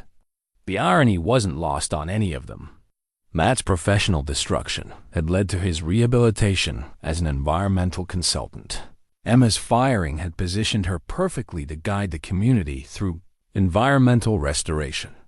Dr. Chun's quiet documentation of animal poisoning had provided crucial evidence for federal prosecution. As they walked toward the courthouse parking garage, Baxter trotted beside Matt with the easy confidence of a dog who'd reclaimed his place in a safe world. The metallic fragments that had once threatened his life were now evidence tags in a federal crime lab. Artifacts of justice served and community protected. Matt looked back at the courthouse one final time, then focused on the mountain peaks visible beyond Denver's skyline. Cedar Ridge was waiting, a town ready to heal, an environment ready for restoration, and a future built on truth rather than corruption. The long journey toward justice was finally complete. 6 months after Patricia Whitmore's sentencing, Matt stood before the newly opened Cedar Ridge Environmental Health Center, watching as Mayor Linda Peterson cut the ribbon on a facility that would have been impossible under the old regime. The building occupied the site where the Whitmore family's municipal offices had once stood, a deliberate symbol of the community's transformation. Baxter lay in the shade nearby, his golden coat graying slightly but his spirit undimmed by the battles they'd fought together. At 8 years old, the dog had earned his retirement from active investigation work, though he still accompanied Matt on his daily rounds as environmental consultant for the Valley's restoration project. Dr. Sarah Chun emerged from the clinic's front entrance, wearing scrubs embroidered with the new facility's logo, a mountain peak reflected in clean water. She'd been instrumental in designing the center's mission, providing free medical care for residents affected by decades of contamination while monitoring the community's health as cleanup efforts progressed. The first patient screening results are encouraging, she reported, joining Matt and Baxter under the aspen trees that had been planted to replace contaminated landscaping. Blood lead levels are dropping, neurological symptoms are improving, and we haven't seen any new cases of the unusual cancers that were appearing before the cleanup began. Matt nodded, reviewing the environmental monitoring data on his tablet. Groundwater contamination levels had decreased by 60% since EPA remediation efforts began. Soil replacement at the elementary school was complete, allowing children to play safely for the first time in 30 years. Wildlife populations were rebounding as habitat restoration eliminated toxic exposure pathways. The creek runs clear again, Dr. Chun continued. For the first time since I moved here, I've seen healthy aquatic insects and fish reproduction. The ecosystem is healing faster than anyone expected. Emma Rodriguez approached from the library, carrying a thick folder of historical documents. As Cedar Ridge's official historian and EPA community liaison, She'd spent months interviewing residents about their experiences with environmental health problems, creating a comprehensive record of the Whitmore family's impact on the community. The Victim Compensation Fund is processing its final payments, Emma reported. 300 families received medical care and financial support. It's not enough to undo 30 years of harm, but it's acknowledgement that their suffering mattered. The three of them walked toward the memorial garden that had been planted beside the clinic, a quiet space honoring the animals and people whose deaths had been caused by environmental contamination. Baxter's name appeared on a bronze plaque recognizing the animal victims whose suffering had ultimately exposed the crimes. But the dog seemed more interested in investigating the garden's new plantings than contemplating his historical significance. Matt's phone buzzed with a text from Agent Lisa Park, now promoted to head the EPA's Environmental Crime Division. The message was brief but significant. Apex environmental conviction upheld on appeal. Fraud network investigation expanding to 6 more states. Your consultation helping identify pattern evidence. The ripple effects of the Cedar Ridge investigation continued to spread across the country. Matt's expertise in spotting falsified environmental reports had become crucial to federal prosecutors, building cases against corrupt consulting firms and the corporations that hired them. What had begun with one dog's injured paw was reshaping environmental law enforcement nationwide. Any regrets? Emma asked, watching Matt review his messages. Matt considered the question seriously. His life had changed completely since Baxter's injury, his peaceful retirement disrupted, his privacy destroyed by media attention, his days now filled with testimony, consultation, and environmental monitoring rather than quiet mountain walks. But the transformation had also restored his sense of purpose. The work he did now served communities rather than corporations, protected environments rather than exploiting them, and honored the scientific integrity he'd spent decades developing. His professional reputation, once destroyed by corporate manipulation, was now stronger than ever. No regrets, he said finally. This is the work I should have been doing all along. Dr. Chun excused herself to prepare for the clinic's afternoon appointments, leaving Matt and Emma to walk toward the renovated library. The building had been expanded with federal grants, its resources enhanced to serve as a repository for environmental health information and a community center for ongoing restoration efforts. I have something for you, Emma said, pulling a leather-bound volume from her folder. The complete history of the Cedar Ridge investigation, from Baxter's injury through the federal trials. I want the official record to reflect what really happened here. Matt opened the book to find hundreds of pages documenting their fight for environmental justice. Photographs of contaminated sites, copies of key documents, transcripts of federal testimony, and profiles of everyone who'd played roles in exposing the conspiracy. The final chapter was titled, A Dog's Legacy: How Environmental Crime Was Exposed by Loyalty and Courage. This belongs in the State Historical Society archives. Matt said, It does, but this copy belongs to you and Baxter. You earned the right to the complete story. They reached the library steps, where Baxter was patiently waiting beside a bronze statue that had been installed to commemorate the investigation. The sculpture depicted a man and dog walking through mountains with an inscription reading, "In memory of all creatures harmed by environmental crime, and in honor of those who fought for justice." As the sun set behind the western peaks, Matt reflected on the journey that had brought them to this moment. He'd come to Cedar Ridge seeking solitude and found community. He'd tried to avoid conflict and discover purpose. He'd lost his old life and found a better one. Baxter seemed to understand the significance of their surroundings, his tail wagging as he surveyed the clean valley that had become their permanent home. The dog's faith had never wavered, not when he was injured, not during the months of investigation and danger, not through the trials and media attention that followed. That faith had been justified. Cedar Ridge was healing. Environmental criminals were imprisoned. And communities across the country were safer because one dog's injury had triggered a cascade of justice. Matt scratched behind Baxter's ears, earning a contented sigh from his partner in environmental crime fighting. "Ready to go home, boy?" They walked through the town's quiet streets as lights came on and windows cleaned of corruption shadow. Behind them, the mountains rose against a starlit sky, their streams running clear and their forests free from the poison that had tainted them for 30 years. Sometimes, justice came through grand gestures and courtroom victories. But sometimes, it came through the simple loyalty between a man and his dog, and the courage to fight for what was right regardless of the personal cost. In Cedar Ridge, Colorado, that simple loyalty had changed everything.